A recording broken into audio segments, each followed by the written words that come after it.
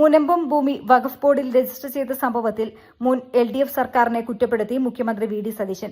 ഇവിടെ രണ്ട് മതവിഭാഗങ്ങളെ ശത്രുക്കളാക്കാൻ നടത്തുന്ന ശ്രമമാണ് നടന്നത്. അതിന് അന്നത്തെ സർക്കാർ കൂട്ടുനിന്നു.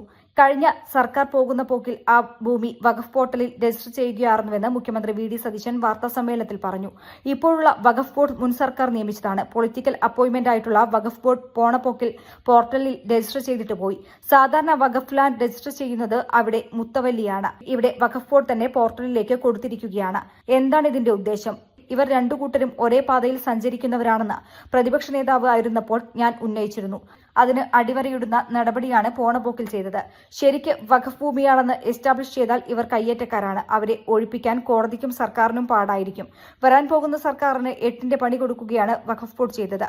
വരാൻ പോകുന്ന സർക്കാരിന് തീരുമാനമെടുക്കാൻ അനുവാദം നൽകുകയല്ലേ ചെയ്യേണ്ടിയിരുന്നതെന്നും അദ്ദേഹം പറഞ്ഞു.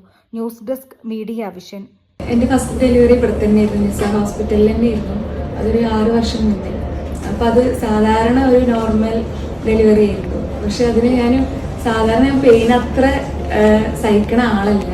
അപ്പോൾ അത് കാരണം ഭയങ്കര ബുദ്ധിമുട്ടായിരുന്നു എനിക്ക് ഫസ്റ്റ് ഡെലിവറി. സെക്കൻഡ് പ്രഗ്നൻ്റ് ആയപ്പോൾ ഞാൻ വിചാരിച്ചിരുന്ന എപ്പിഡ്യൂറൽ ഒരു നല്ലൊരു ചോയ്സ് ആയിരിക്കും. അപ്പോഴാണ് ഞാൻ അറിഞ്ഞത് നിസാർ ഹോസ്പിറ്റലിൽ എപ്പിഡ്യൂറലുള്ളൊരു കാര്യം.